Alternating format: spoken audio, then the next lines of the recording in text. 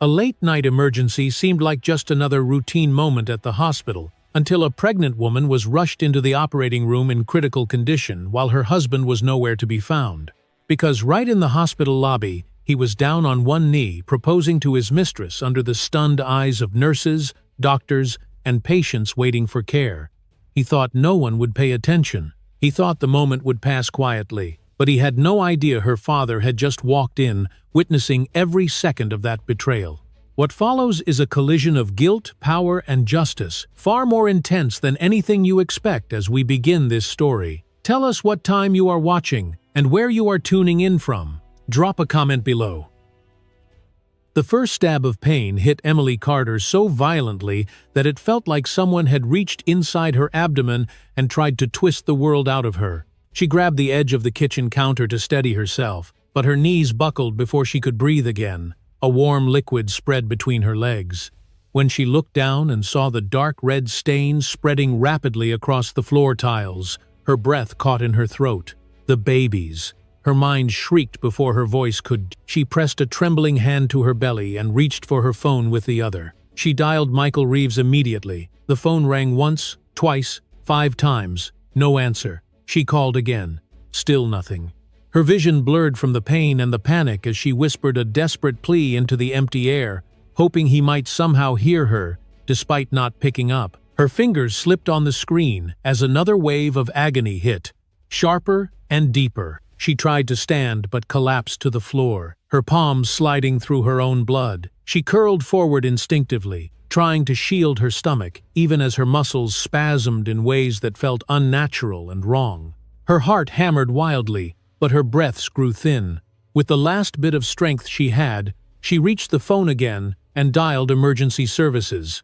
Her voice cracked as she told the dispatcher she was pregnant and bleeding heavily. Every second afterward felt like an eternity, until she heard the distant wail of sirens. By the time the paramedics reached her, she was shaking uncontrollably, half-conscious, and barely able to form words.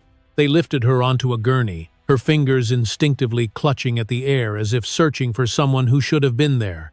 Inside the ambulance, the world changed into a blur of flashing lights and urgent commands. One paramedic held an oxygen mask over her face, while another checked the fetal monitors that beeped with an uneven rhythm. The sound of the baby's unstable heartbeats echoed like a countdown. Emily could not escape. She tried to ask if the babies were all right, but her voice came out as a gasp.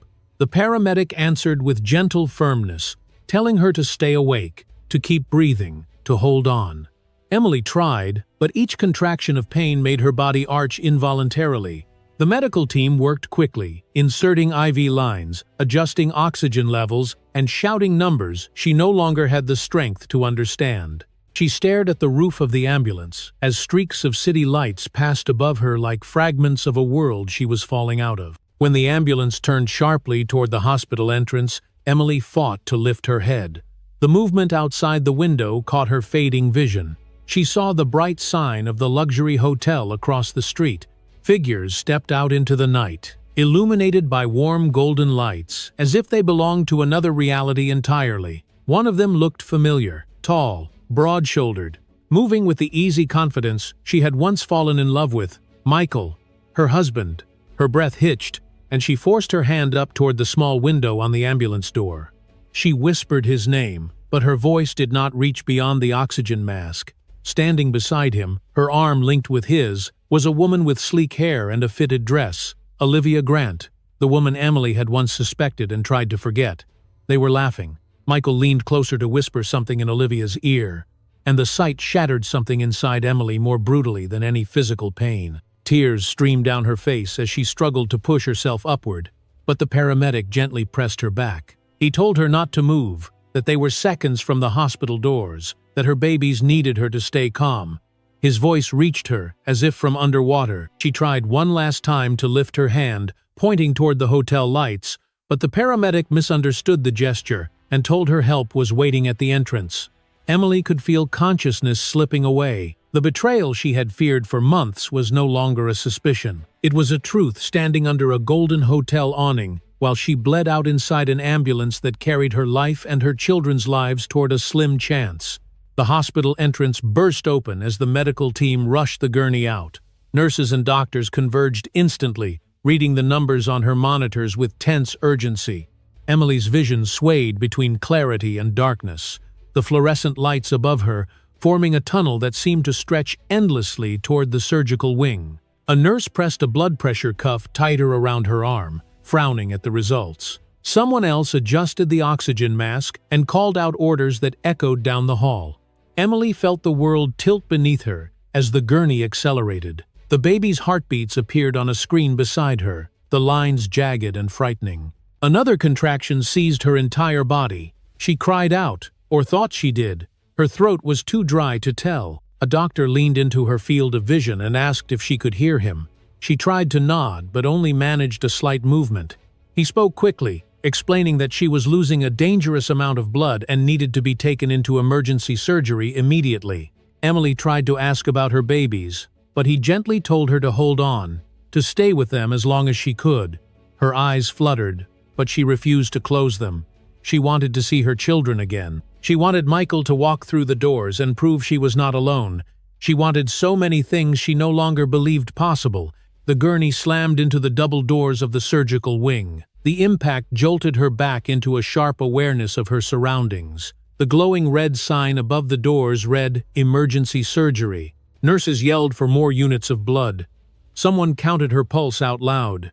She felt herself slipping again, her limbs heavy, her chest tight. She grasped at the sheet beneath her, as if holding on harder might keep her conscious for one more breath. One nurse placed a steadying hand on her arm and whispered that she was brave, that they were going to do everything to save her and the babies. The last thing Emily saw was the blinding white light of the operating room as the doors swung open. Her gurney raced forward into the cold brightness. The doctors surrounded her in a blur of urgent movement. Then the doors closed behind them, with a metallic finality that echoed down the silent hallway. The restaurant inside the Avalon Grand Hotel glowed with warm golden lights, soft music, and the faint sound of crystal glasses touching. Michael Reeves sat at a private corner table, a place he had chosen for its privacy and its elegance.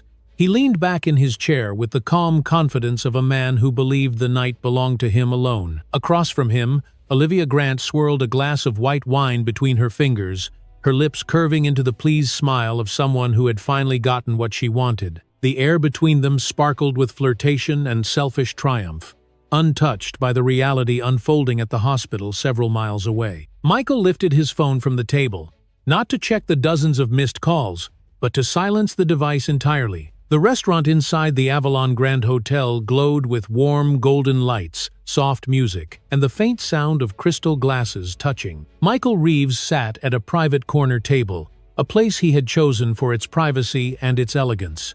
He leaned back in his chair with the calm confidence of a man who believed the night belonged to him alone. He slid his thumb across the screen and pressed the side button until the display went dark.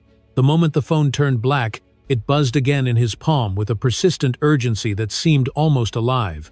Michael exhaled sharply, set the phone face down, and muttered that people needed to learn boundaries. Olivia watched him with a knowing look, her eyes narrowing with calculated softness.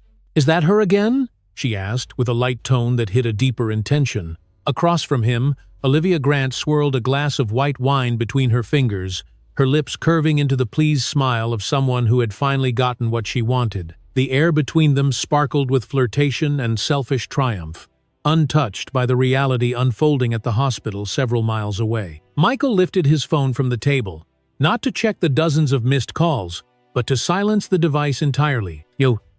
Unseen by Michael, his phone lit up again on the table. The screen displayed a call from the hospital, tagged with the red emergency icon that would have made any other husband turn cold with fear. Instead, he gently pushed the phone farther away so it would not vibrate against the silverware. Meanwhile, in a brightly lit hallway at Mercy Ridge Hospital, a nurse stood gripping Emily's chart with trembling hands. "We have called her husband 12 times. Still nothing." Another nurse shook her head in disbelief. "We need a signature for the consent form. If we cannot reach him, we will have to proceed without it." The urgency in their voices echoed through the corridor, but none of it reached the man who should have been there. Emily lay unconscious in a room nearby, her body weakening, the monitors flickering like fading candle flames.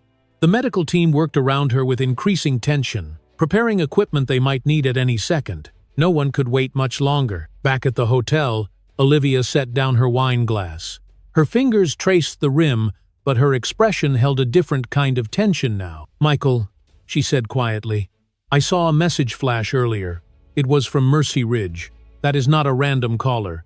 There was hesitation in her voice for the first time that evening. She was selfish, but she was not blind. Michael's jaw flexed. He picked up his phone reluctantly, staring at the long list of missed calls that filled the screen. The name Mercy Ridge Medical Center appeared again and again, and the red emergency symbol repeated beside each one. He knew precisely what it meant, but his expression did not soften. Instead, irritation crossed his features, the kind that came from someone who felt inconvenienced rather than needed. "She is always calling for attention," he said quietly, though a flicker of unease passed through his eyes. If it were actually serious, they would handle it. He placed the phone down again. "Tonight is not the night to let her pull me back." Olivia searched his face, and for a moment, a small part of her wondered how a man capable of such indifference could ever love anyone. Still, ambition overshadowed hesitation, and she chose silence. The waiter arrived with their entrees, and Michael thanked him with a smooth, effortless charm. The scene looked perfect to anyone who walked by. Two attractive people enjoying an expensive dinner, unaware of the life that threatened to slip away in a hospital bed far from the glittering lights of this room. At the hospital, a doctor stepped out of the emergency unit with urgency in his stride. "We need consent for a high-risk procedure," he said. "The babies are unstable and the mother is deteriorating quickly." A nurse held up the phone once more, her voice strained. "Doctor," we have called him repeatedly. The doctor closed his eyes for a moment, then nodded. "Document everything. We proceed with or without him." His words struck the air with a finality that sounded like the closing of a door Emily had once hoped would remain open. In the hotel, Michael's phone buzzed again. The screen lit up brightly, casting a cold white glow across the tablecloth. Olivia saw the hospital name clearly this time, and her breath caught. Something inside her, something faint but human, stirred. "Michael," she said softly, "maybe you should answer, just in case." Michael lifted the phone. His thumb hovered over the green icon. For a brief second, he imagined Emily lying in a hospital bed, imagined nurses rushing around her, imagined the possibility that something truly irreversible might be happening. He exhaled slowly as the phone continued vibrating in his hand. Then he pressed the red icon without hesitation. The call ended instantly. A sharp silence settled between him and Olivia. She looked at him, he looked at her, and the world on the other side of that phone call continued to fall apart. The world returned to Emily in fragments, like shards of glass reflecting pieces of a past she could not fully grasp. A soft humming filled her ears at first, then a steady beeping that rose and fell in erratic intervals. It took several seconds for her to realize the sound came from the monitors attached to her. She tried to lift her hand, but it felt impossibly heavy, as if it belonged to someone else. Her eyelids fluttered, pulling apart just enough for her to see bright lights above her, stark and cold. The ceiling looked unfamiliar. The room smelled of antiseptic and urgency. She was no longer in her home. She was not even in the ambulance. She was somewhere deeper, somewhere colder. Then the pain returned, dull at first, then sharp, then a wave so intense she gasped. She reached for her stomach with a trembling hand and felt the wetness of dried blood crusted against her skin. The babies! Her mind whispered the thought before her lips could form words. She tried to speak, but her throat burned, and the sound that escaped her was barely a whisper. The lights blurred again as panic tightened inside her chest. A nurse noticed her movement and hurried to her bedside. "Emily, can you hear me?" she asked, her voice steady yet strained. Emily blinked slowly, signaling yes. The nurse leaned closer, adjusting a tube near Emily's arm. The seriousness in her expression was unmistakable. "You are losing too much blood. We are preparing you for emergency surgery. Stay with me if you can." Emily tried to ask for Michael. Her lips moved, but no sound came. She swallowed hard and tried again, the word catching in her throat. "My husband." The nurse hesitated for a fraction of a second, and even that small pause told Emily the answer before it was spoken. "We are trying to reach him," the nurse said gently. "We have been calling." "No, Emily's chest rose unevenly, and her gaze drifted toward the IV line. The truth settled heavily in her mind. If they were still trying, then he was not here. He had not answered. He had not come. A familiar ache, one she had felt in small doses for months, spread through her like venom. She remembered the nights she stayed up alone, the excuses, the silences, the way he drifted from her without ever admitting it. She had hoped the babies would bring him back. She had believed that the life growing inside her would remind him of the love they once shared. Her vision blurred as the monitor beside her suddenly spiked, the beeping growing faster and louder. The nurse called out for help. Another nurse rushed in, followed by a doctor who approached with rapid steps. "Her heart rate is unstable," he said while checking the fetal monitor. The baby's heartbeats flickered on the screen in frantic, uneven rhythms. The babies! Her mind whispered the thought before her lips could form words. She tried to speak, but her throat burned, and the sound that escaped her was barely a whisper. The lights blurred again as panic tightened inside her chest. A nurse noticed her movement and hurried to her bedside.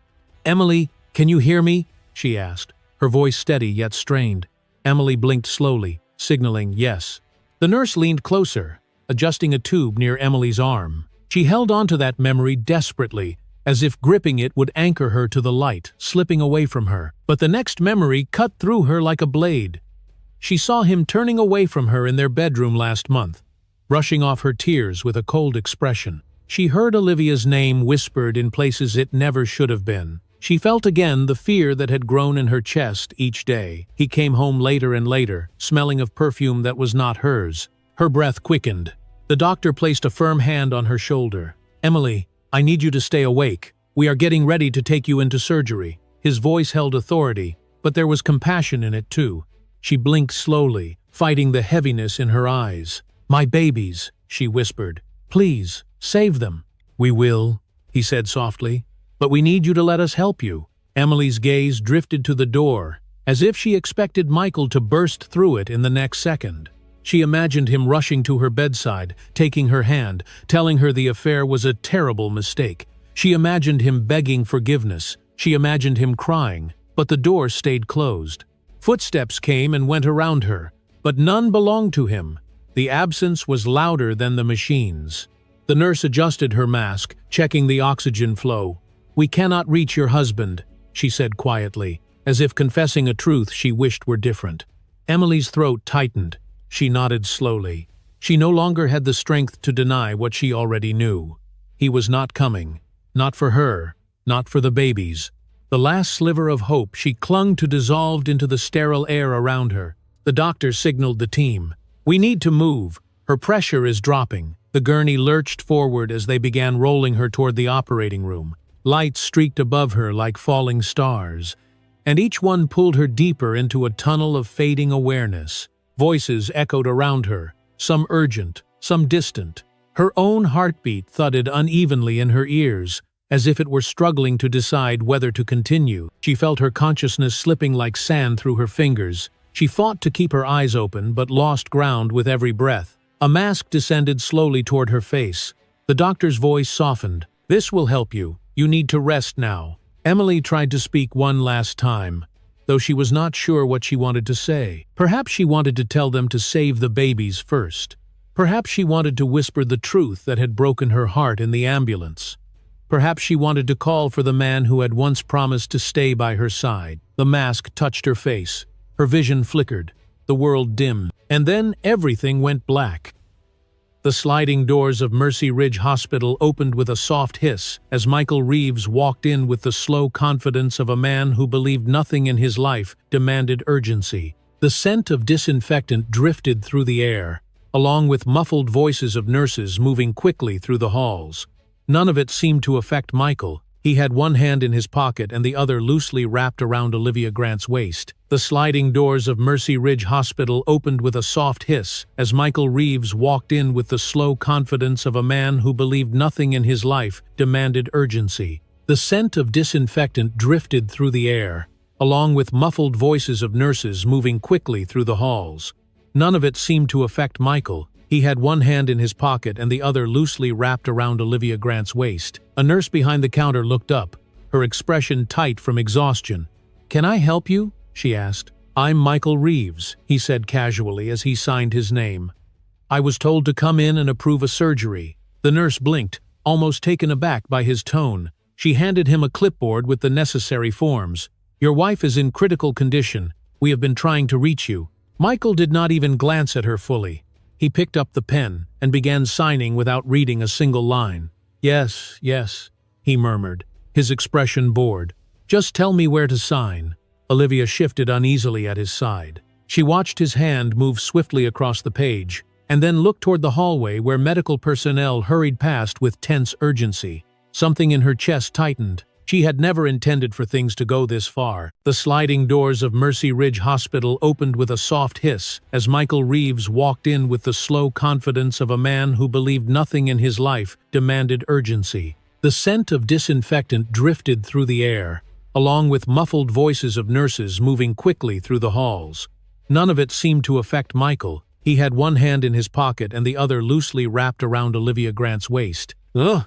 Michael looked at her as though she had suggested something absurd. "Emily will be fine. She is always fine. She just likes to make things dramatic. The doctors know what they are doing." He placed the clipboard on the counter with a soft thud, completely indifferent to the nurse who watched them with a mixture of disbelief and concern.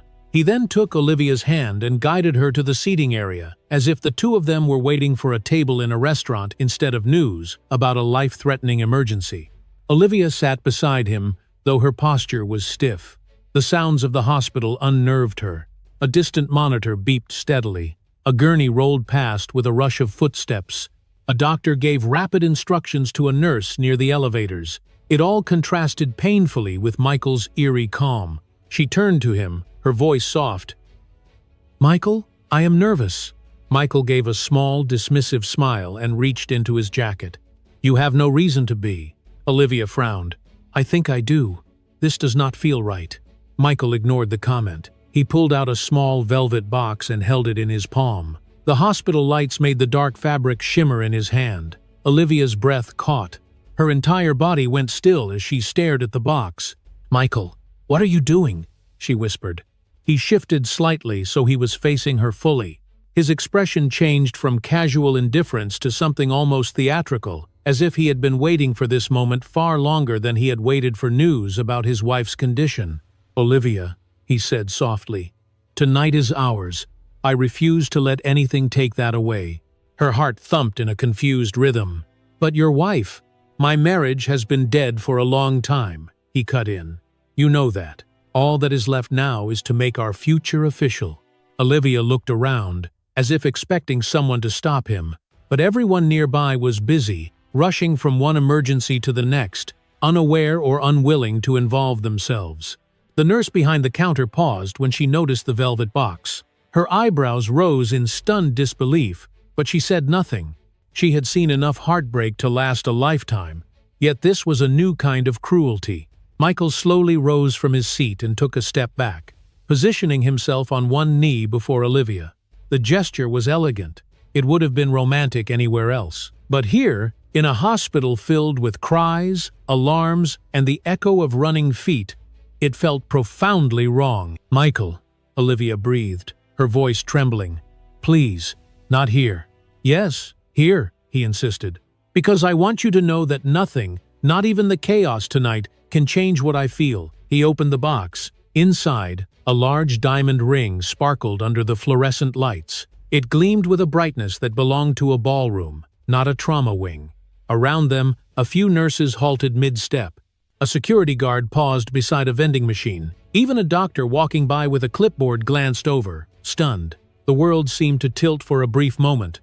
Olivia pressed a hand to her chest, overwhelmed and confused.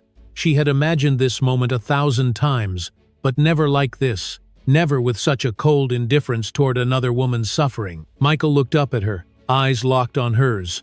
"Say yes." A hush fell over the waiting area. The hospital lights flickered slightly, casting long shadows across the room.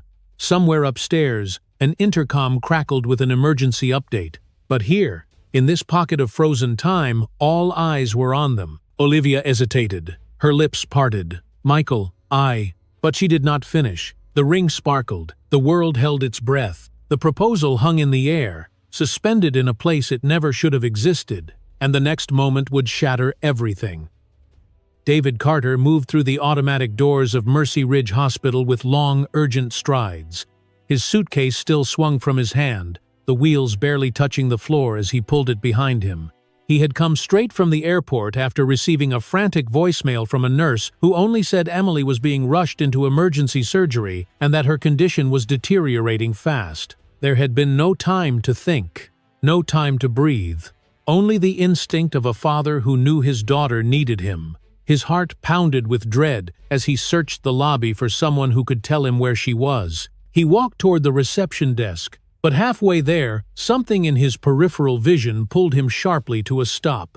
The scene did not register at first. It was too surreal, too grotesque to make sense in a hospital filled with grief, urgency, and the fight for life. A man in a tailored jacket was kneeling in the waiting area. A velvet box sat open in his hand. A woman in a fitted dress covered her mouth, stunned by the brilliance of the diamond ring sparkling beneath the fluorescent lights. People who were passing by had stopped. Nurses froze mid-step.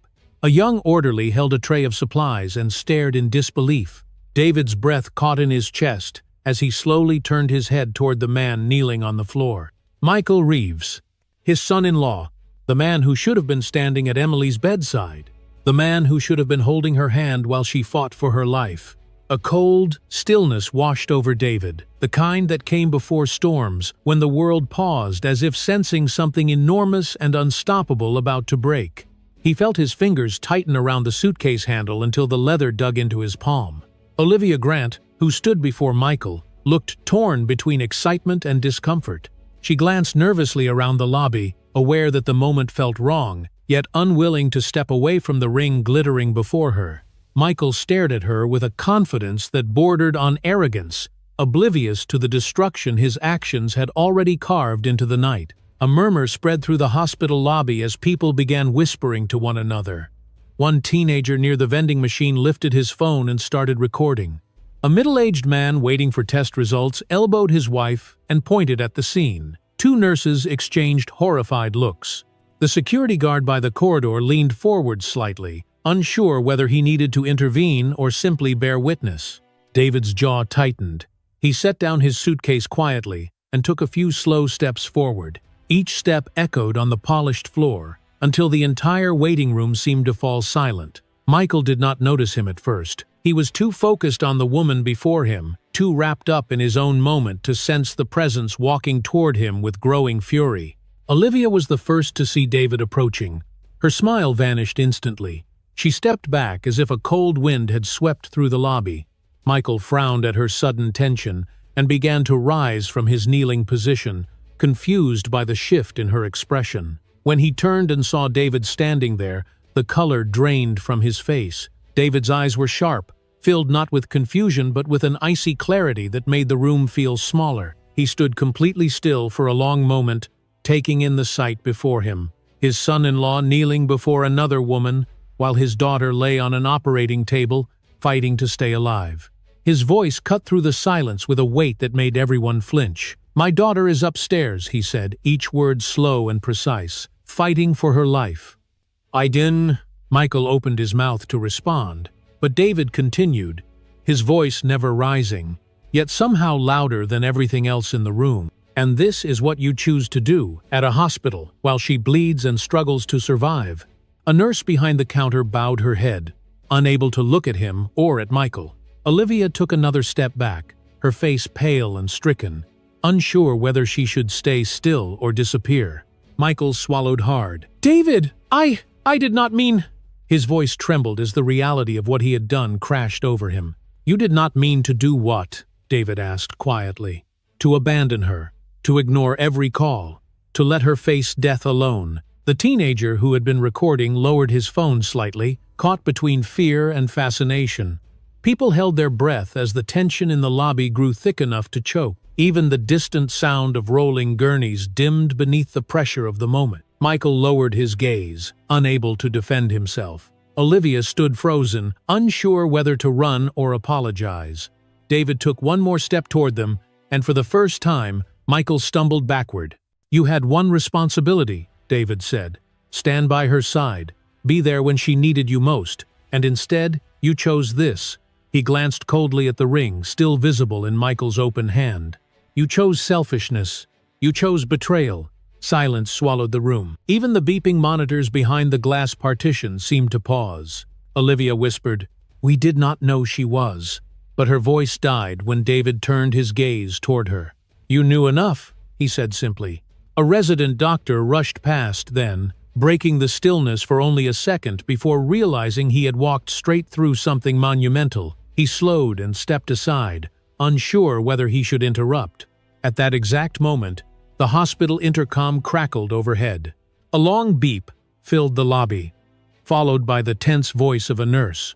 "Code red, emergency in operating room 3. The announcement echoed through the halls, bouncing off the walls like a siren pulled straight from the heart of panic. David closed his eyes for a single second, the words hitting him like a blow. Operating room 3, Emily's room. He opened them again, the fury melting into something deeper. Fear, love, determination. Without another word, he turned and walked toward the elevators, leaving Michael frozen in the middle of his half-finished proposal, and the whole hospital watched him go. David Carter moved through the hallway with steps that were quicker than he intended, driven by a force he could no longer contain. The announcement from the intercom still echoed in his mind as he reached the double doors of the restricted wing. The words "Code Red" clung to him like ice. He pushed through the doors and immediately sought out the first medical staff member he could find. A nurse recognized his expression instantly and gestured for him to follow her. "Mr. Carter, Dr. Peterson is waiting for you," she said, her voice tight. "He needs to speak with you before the surgery progresses." David nodded without slowing down. Every corner of the hospital smelled like sterilizing agents and fear. He could feel both clinging to his throat as he rounded another hallway. Dr. Peterson stood near a workstation, flipping through Emily's chart with a tension that made the pages tremble slightly in his hands. The moment he saw David, he stepped forward. "Mr. Carter," he said, lowering his voice into something steady. "Your daughter is in critical condition. We are doing everything we can, but she came in with severe hemorrhaging. The babies were in distress. We had to begin the procedure immediately." David felt his stomach twist, but his voice remained calm. "Tell me the truth. How bad is it?" Dr. Peterson hesitated before answering. "It is extremely serious. She lost a dangerous amount of blood before she arrived. She was conscious for brief moments, but barely. If she had arrived any later, we might be having a different conversation." He paused. "We attempted to reach her husband. We called repeatedly." Those words made something inside David snap into perfect clarity. He looked directly into the doctor's eyes. He never answered. The doctor's silence was confirmation enough. A nurse nearby swallowed hard. "We documented every call, sir. It is in the system." David felt a heat rise in his chest, not from anger alone but from knowing Emily had gone through her terror alone. She had been awake long enough to understand that the person she loved most had not come. She had been aware enough to feel that abandonment. The thought hit him harder than the news of the surgery itself. "I want to see the call logs," David said quietly. Dr. Peterson nodded and turned to the wall monitor. With a few taps on the screen, he pulled up the record. Timestamps appeared in neat columns. The hospital had called at 8:13, 8:18, 8:21, 8:27, 8:33, 8:37, and so on. The list continued for nearly half an hour. Every call marked as unanswered. Everyone flagged as urgent. David stared at the screen until the lines blurred. "What about security footage from the lobby?" he asked, his voice low. The nurse beside him hesitated. "We can pull it up, sir, but it might upset you." David's answer came without a second of delay. "Show it to me." The nurse nodded and guided him to a nearby security station. The officer on duty, Marcus Hill, straightened when he saw David approach. Marcus had known the Carter family for years, due to the hospital's long-standing partnership with the Carter Foundation. He pulled up the footage without question. The screen flickered to life. At first, it showed the sliding doors of the main entrance opening. Michael walked in, Olivia beside him, the two of them looking more like guests at a gala than visitors in a trauma hospital. The moment Michael signed the surgery papers played out on the screen. His posture was casual. his attention entirely focused on Olivia.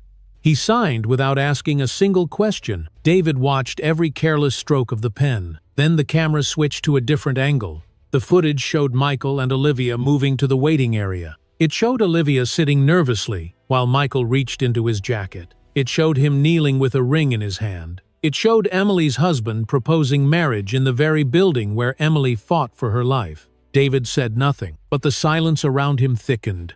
The nurse wiped tears from her cheeks. Marcus looked away, unable to watch the moment any longer. Dr. Peterson sighed softly and placed a hand on the edge of the desk as if steadying himself. David kept watching until the moment he arrived on screen. He saw his own reaction, the shock, the disbelief, the fury. He finally looked away. He understood everything now. Not only had Michael abandoned her out of selfishness, he had done it intentionally. He had ignored every call. He had chosen to be anywhere except by the side of the woman he vowed to protect. David's voice was quiet when he spoke, but its force made every person in the room stand straighter. He is not going near her. Not past this floor, not near the operating room, not even near the waiting area. Do you understand? Marcus nodded immediately. You have my word, Mr. Carter. I will personally make sure he stays away. David turned to the nurse. If he asks for information, you do not give it to him. She nodded quickly. Yes, sir. Dr. Peterson exhaled. We will update you as soon as we have any change. For now, all we can do is fight for her. You crumb. David placed a hand on the back of a chair to steady himself. His body felt heavy, but his mind had never been clearer. Emily's marriage had been unraveling for months. He knew that. He had seen her quiet sadness growing. He had seen her shrink every time Michael walked into a room pretending not to notice her. But he had not realized how deliberate the neglect had become. How cruel. How calculated. A file lay on the table beside the monitor. Emily's chart, her medical crisis, her emergency report.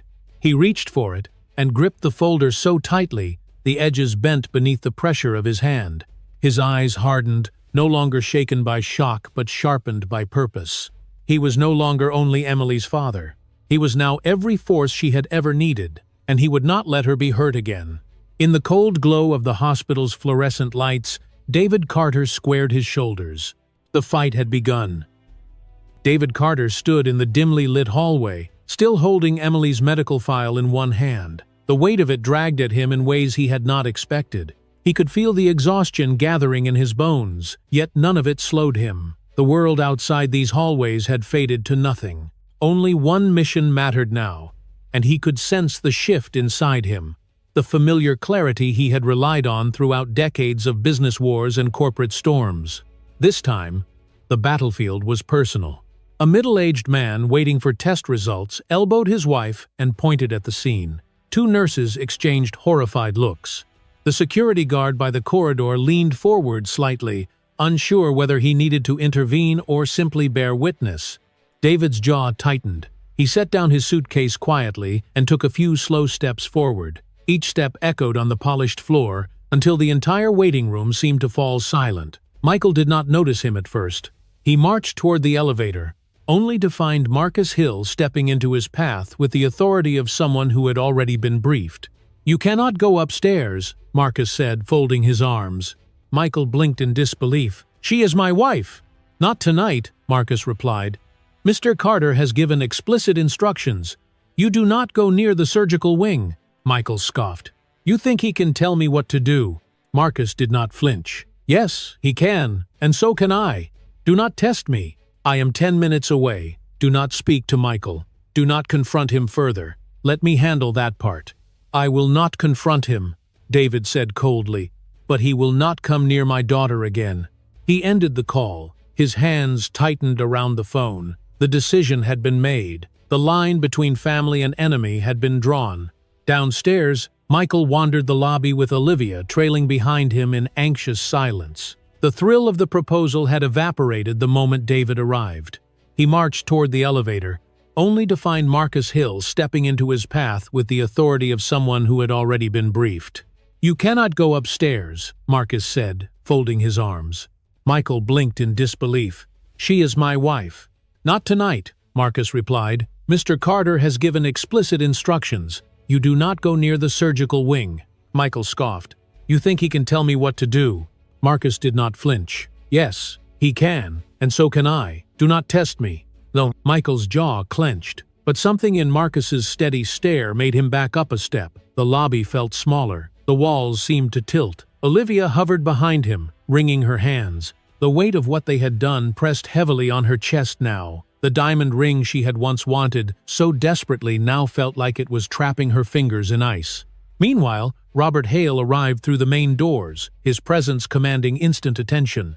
He walked briskly past Michael without acknowledging him and found David upstairs near the restricted hallway.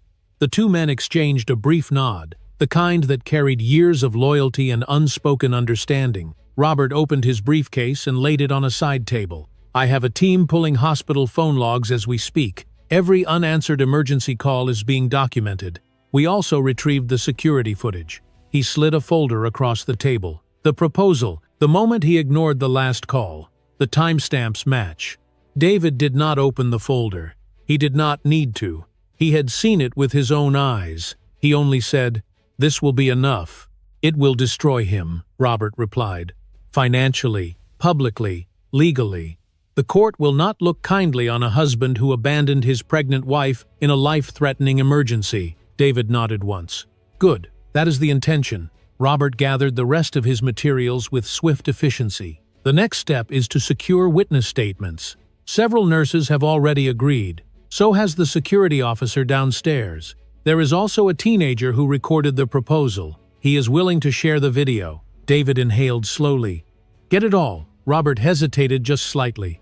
"Are you ready for the consequences of this?" David looked toward the glowing red sign above the operating room doors. "The only consequence I care about is my daughter's survival." He pulled out his phone and dialed a number he knew by heart. The call was answered almost immediately. "David," came the calm, sharp voice on the other end.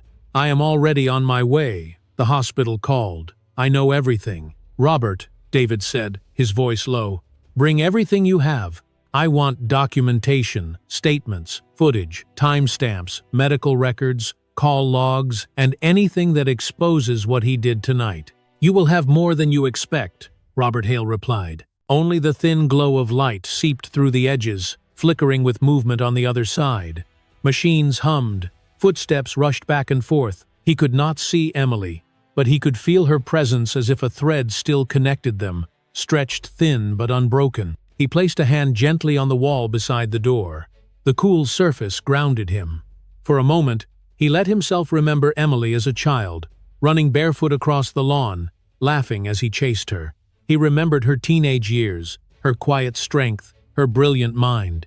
And he remembered holding her hand the day she told him she was pregnant, her voice trembling with joy. He would not let tonight be the end of her story. Behind him, the elevator chimed softly. Michael's voice echoed briefly, raised in frustration. Marcus responded firmly, refusing entry again. Olivia murmured something that sounded like regret. The chaos was still there, a low growl beneath the surface, but David blocked it out. All he cared about was the woman on the other side of the door. He straightened his shoulders. His eyes hardened again, transforming grief into resolve. He would protect her. He would defend her. He would fight for her. David Carter stood guard at the door of the operating room, ready for whatever came next, determined to face it for her.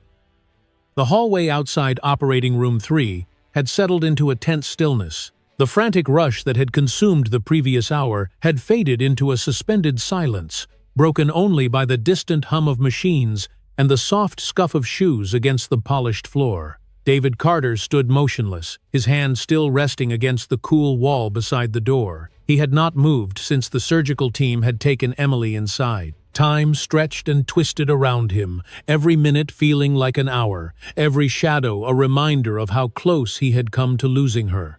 His phone buzzed more than once. Messages from board members, concerned staff, even his own security team. He ignored every one of them. Nothing mattered except the life being fought for behind the door in front of him. He closed his eyes for a moment, breathing slowly, allowing the rhythmic hiss of the ventilator inside the room to guide him through the worst of his fear. Then he heard footsteps, sharp, hurried, purposeful.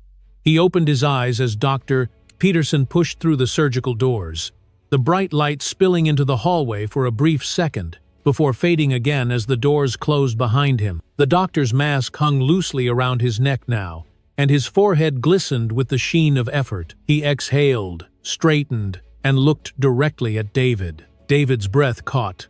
The world seemed to tilt slightly toward the doctor, as if everything depended on a single sentence. "She is alive," Dr. Peterson said quietly. His voice carried the weight of exhaustion, but the relief beneath it was unmistakable. "And the babies are alive as well." For a moment, David could not speak. His throat tightened, and an ache spread across his chest, so fierce he had to place a hand there. He had prepared himself for the worst, bracing for news that would shatter whatever remained of his world. Instead, he heard words that brought him back from the edge. He shut his eyes, swallowed hard, and whispered, "Thank God." Dr. Peterson nodded. "It was close, very close. She lost a significant amount of blood. We were balancing 2 lives at once, but she held on. She is stable now, though weak. The babies are small, and they will need monitoring, but they are breathing on their own." David let out a long breath he did not realize he had been holding. His shoulders sagged for the first time that night, the weight of fear melting into something softer, something almost fragile. "Can I see her?" "In a moment," Dr. Peterson said. "We are cleaning up and transferring her to the recovery unit. She will be unconscious for some time." Footsteps echoed from the far end of the hall. David turned to see Michael approaching with a mixture of desperation and indignation on his face.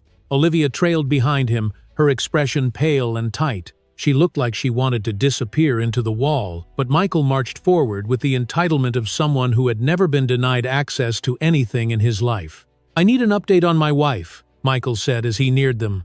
"I heard the surgery is over. I have a right to know." Marcus Hill stepped out from a nearby doorway, positioning himself between Michael and the operating room. "You are not allowed past this point," he said firmly. Michael bristled. "I told you before, I am her husband. You cannot keep me away." David turned slowly, fixing Michael with a gaze that froze the air between them. "You lost the right to call yourself her husband tonight." Michael's mouth opened, but no words came out. His eyes darted between David, the doctor, and Marcus, as if trying to understand how quickly his authority had vanished. Dr. Peterson added in a calm tone, "Mr. Reeves, your wife is stable. That is all you need to know at this time." Michael took a step forward. Marcus moved instantly, blocking him again. "I said you are not allowed near her," Marcus repeated. "What gives you that authority?" Michael snapped. David answered before Marcus could. "I do." He reached inside his coat pocket and withdrew a thin folder that Robert Hale had given him minutes earlier. Inside were emergency legal documents drafted while the surgery was underway. David opened the folder but did not hand it to Michael. Instead, he held it just far enough for Michael to see the header. "Medical Power of Attorney Transfer," the document read. Beside it was a notarized signature confirming temporary emergency guardianship. Michael's face drained of color. "You cannot do that," he whispered. "I can," David said, his voice low but ice cold. "And I did. As of this moment, you are not permitted to make decisions for Emily or the babies. You forfeited that privilege when you abandoned her during a medical crisis." Olivia looked away, shame coloring her features. Michael sputtered, searching for an argument that did not exist. "I did not abandon her. I did not think." "You did not think at all," David said. "And now, your access is revoked." Dr. Peterson cleared his throat gently. "Mr. Carter, we are ready to move her to recovery now." David nodded, his attention snapping back to Emily's well-being. "Lead the way." Michael lunged forward as if he might try to follow, but Marcus stepped into his path with a firmness that left no room for negotiation. "Do not make this harder than it needs to be," the guard warned. Michael froze, chest heaving, powerless for the first time in years. David walked with Dr. Peterson toward the new room. The doors opened, revealing a dimly lit recovery chamber where nurses moved quietly, preparing the bed for Emily. Time stretched and twisted around him, every minute feeling like an hour, every shadow, a reminder of how close he had come to losing her. His phone buzzed more than once, messages from board members, concerned staff, even his own security team. He ignored every one of them. Nothing mattered except the life being fought for behind the door in front of him. Emily was protected, and Michael Reeves no longer held any power over her life. David stepped into the recovery room as the door behind him closed. Now Olivia could feel the walls of the hospital closing around them. People were still staring. A nurse whispered to another behind the desk. Someone held up their phone, as if trying to capture another angle. Olivia tugged at Michael's elbow. "We should leave," she whispered. "This is too much." Michael shook her off. "I need to know what is happening with Emily." Olivia stiffened. "Now you care." Michael glared at her, but the words lodged in his throat. News spread through the city long before sunrise. It began with a short clip recorded by a teenager in the hospital lobby, a shaky video that captured Michael Reeves kneeling in front of Olivia Grant with a velvet ring box in his hand. The camera panned to the shocked faces of nurses, the busy corridor, the fluorescent lights that cast a cold glow across the scene. David paused at the threshold, watching them adjust wires and drapes, his breath catching at the sight of the space where his daughter would soon rest. Before entering, he glanced back toward the surgical wing. The intensity of the night had carved something new into his face: strength, clarity, resolve. He pressed his thumb to the signature line of the final document Robert had sent him digitally, submitting it with a soft beep. With that, the last piece fell into place. Employees whispered in hallways with wide eyes. The ethics committee announced an emergency meeting. Someone leaked internal emails showing Michael had been unreachable during a financial crisis earlier that week, too distracted to lead, even before the scandal erupted. His phone pinged relentlessly with messages from directors, attorneys, and shareholders, each one angrier than the last.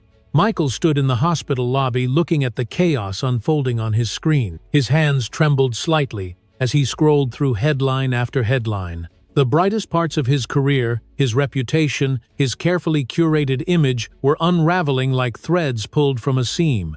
He pressed a hand to his forehead, trying to steady himself, but panic tightened around his chest. Olivia sat a few feet away, shoulders hunched, face drained of color. She clutched her purse like it was the only stable thing left in the world. The ring he had given her glinted faintly on her finger, but the sparkle now felt tainted. Passers-by stared at her with open disdain.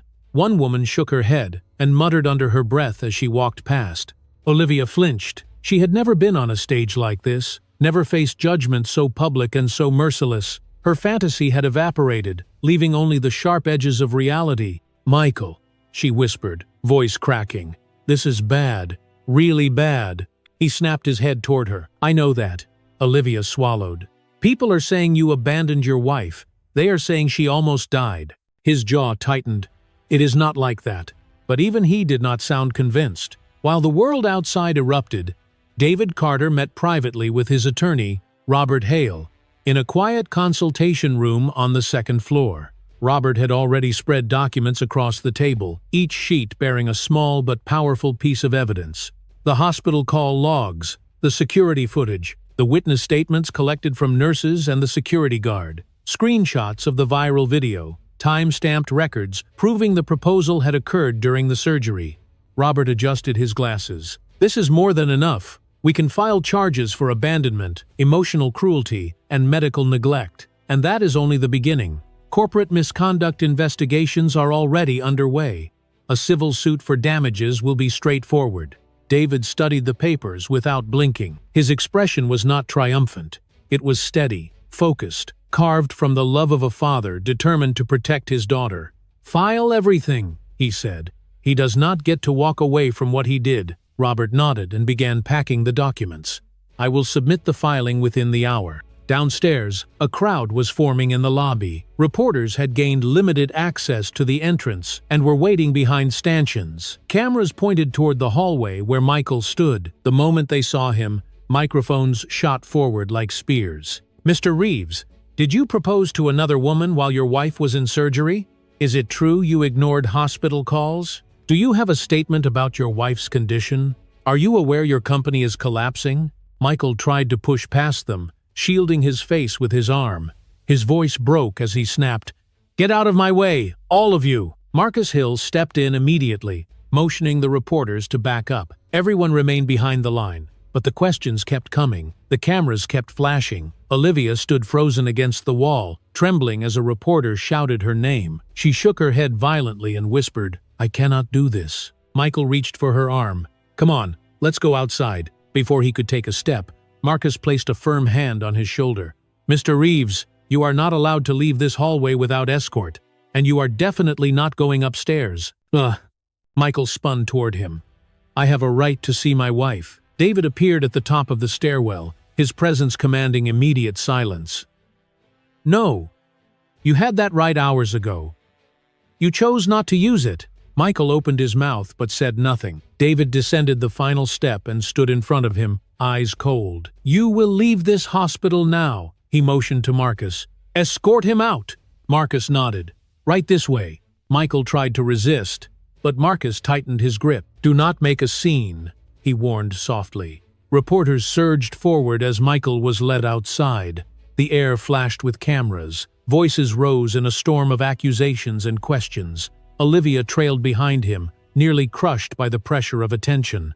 Outside the hospital doors, the crowd thickened. News vans lined the street. Microphones swung toward Michael again. His face twisted with helpless fury, but no one cared. No one protected him. No one believed any explanation he might offer. Inside, David looked through the glass panes of the lobby doors. Reporters filled the entire entrance, shouting, filming, pushing for more details. Their voices blended into a wall of sound. The world had learned the truth, and it was only the beginning. The world returned to Emily slowly, like sunlight creeping through curtains after a storm. Her eyelids fluttered, heavy and sore, as the blinding white of the recovery ward softened into focus. The hum of machines formed a gentle rhythm beside her. A warm pressure wrapped around her hand. She forced her eyes open a little more and saw the familiar shape of a man sitting beside her bed. David Carter. Her father. He looked older than he had hours before, as if worry had carved new lines across his face. His hair was slightly disheveled, his jacket wrinkled from hours of sitting without moving, but his eyes glowed with a warmth she had not seen since she was a child. "Emily," he whispered, his voice thick. "Sweetheart, you are here." Her throat burned as she tried to speak. Only a rough rasp escaped. "Dad!" He leaned forward quickly, brushing her hair back from her forehead. "Do not try to talk yet. Just rest. You are safe. The babies are safe. You made it." Tears welled in her eyes, sliding down toward her temples as relief washed over her. Her memories of the night flickered in broken pieces. The ambulance, the hotel lights, Michael's face beside another woman. The terror of bleeding. The feeling of sliding into darkness. She closed her eyes again as a trembling breath left her. David squeezed her hand gently. "You are not alone anymore. I am here. I am staying." "You crossed a..." A nurse entered quietly, checking her vitals with a soft smile. "You are doing well, Emily. You will be weak for a while, but your body is responding exactly the way we hoped it would." Emily managed another whisper. "The babies. Can I see them?" The nurse nodded. "Soon. They are in the neonatal unit right now, but they are breathing on their own, strong little fighters." Emily's lips trembled into the faintest smile. She had held on for them, through pain, through fear, through betrayal. When the nurse left, David reached into his jacket pocket and pulled out a document. He placed it gently on the edge of the bed so she could see it once her vision fully returned. "I waited until you woke up," he said softly. "This is the paperwork ending Michael's legal access to you and the babies. Emergency separation, asset protection, full guardianship transferred to you and me until you are fully recovered." Her eyes widened slightly. "Already, he lost every right the moment he left you alone," David said. "This is your life, and I will make sure he never harms it again." Emily stared at the papers. Her mind was still foggy, but clarity dawned slowly. Her fingers trembled as she reached for the pen on the bedside table. David helped guide her hand gently until she pressed the pen to the signature line. It took effort, and her hand shook, but when her name appeared on the page, a weight lifted from her chest. It was the end of that life, and the beginning of another. When she set the pen down, she leaned back against her pillow and exhaled with something close to peace.